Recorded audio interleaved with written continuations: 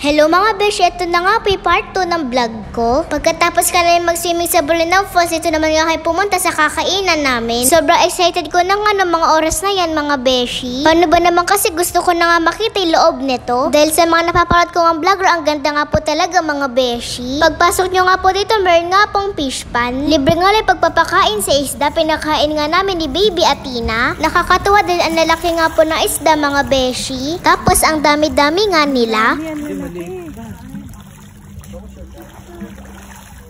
Meron nga po ako nakita nagtitinda ng bracelet at kwintas. Bagay nga po siya sa OOTD ko, kaya nga po binili na ni Mama. Pagpasok nga po namin, meron na nga po agad nag-assist sa amin. Yung pagkain nga po na in-order namin, yung tig 4,000. Ito naman nga float namin, 13 to 19 packs. Bali 1,600 nga po siya mga beshi. Sinagot ko na nga po tong float para nga po yung pagkain nila paghahati-hatian nila. Sana all. Dahil nakakalawag-luwag na nga po ang beshi nyo. Habang wala pa nga po yung pagkain namin, umaura-aura nga po muna ako. Panigurado magko-comment na naman yung mga basher ko dyan na negra daw ako. Wala nga po kayong magagawa kung ganito nga po talaga yung kulay ko. Tanggap ko nga po kung anong kulay binigay sa akin ni Lord. Matutod dapat tayong magpasalamat. Tsaka di ko naman nga po sinasabi sa vlog ko na maputi ako. Baka naman kasi pag nakita niya ako sa personal, sabihin niyo na maitim pala ako.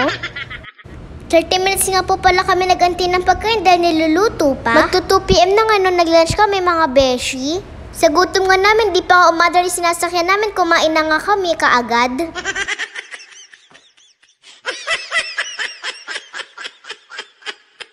Bali 2 PM nga po pala check-in namin sa resort. Natutuluyan namin.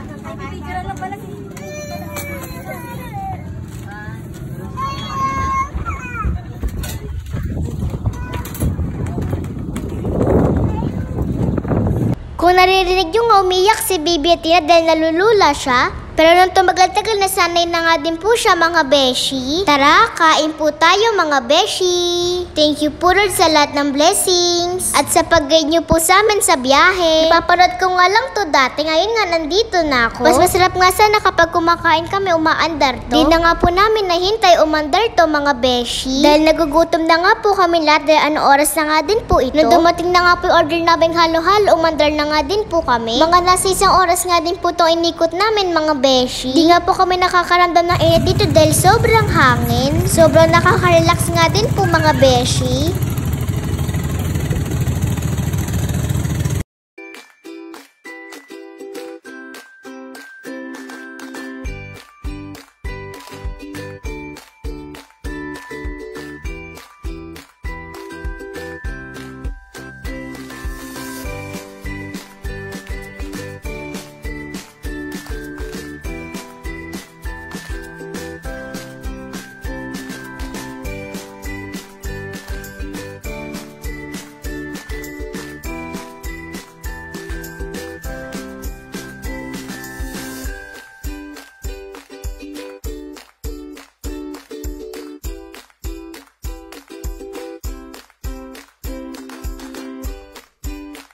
For 11 PM nakarating na nga po kami sa resort at tutulugan namin. Bali ng December nga po, nagpabook na nga po kami dito. Dahil ngayong summer nga marami na nga po talaga magsaswimming dito. Buti na lang talaga nakapagpa-reserve na kami ng 2 kwarto. Ang ganda nga po na kwarto namin dahil tabing dagat nga po mga beshi. Nung makakita nga kami ng buwangan, naglaro nga muna kami. Di nga po muna kayo pumasok sa kwarto namin dahil nakikipag-usap pa nga po yung tita namin. Nung makuha na nga po yung susi, sabay-sabay na nga po kami pumunta sa kwarto namin. Kasama nga namin dito sa kwarto si Tita Jenny, Tita Julie at Ninong Junel. Yung van nga po na Ninong Junel, yun ni-rent namin. Sa mga gusto nga po mag-rent, PM nga lang po kayo dito. Bali 2 kwarto nga po yung kinuha namin. Itutur ko nga po kayo sa kwarto na nakuha namin mga beshi.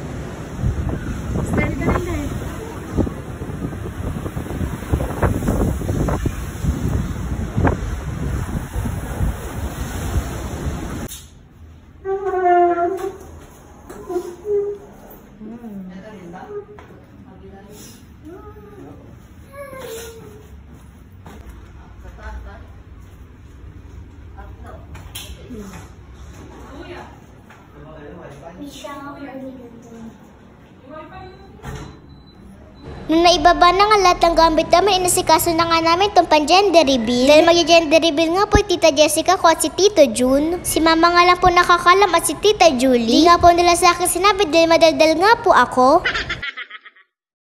Nung okay na nga lahat ng props, sinayusan na nga namin yung terrace. Doon nga dapat kayo mag-gender reveal sa tabing dagat. Kaya lang high tide nga mga beshi. Buti na nga lang din maganda nga po tong kwarto namin na nakuha. Ang ganda nga ng view at ng sunset mga beshi. Wala kayo niliyon.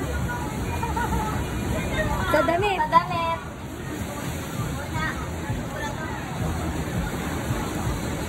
What?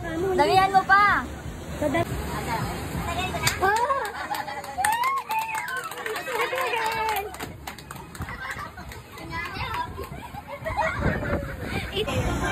It's a girl! Congratulations po, bali 5 na nga po kaming babae na magpipinsan. Akala nga po rin magkakaroon na nga po ng baby boy sa pamilya namin.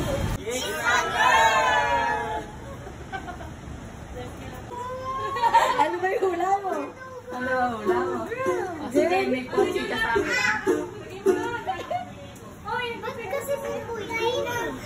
Dalawang kulay nga po ginayak nila mama. Para nga din namin malaman agad kung ano yung gender. Pero babae po talaga yung anak nila. Naisipan nga po naman i-prank yung dalawa. Ano nga? Ito ka ba? Asan yung ano? Yung... Tingin mo na lang kasi. Pakita mo yan o. Ano nga? Asan yung ano? It's a boy!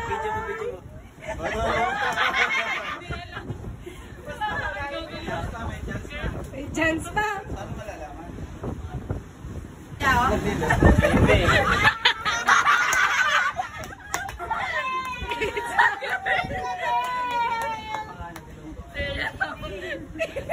Ano ba, female? Yun lang, salamat sa panonood. Bye-bye mga beshi!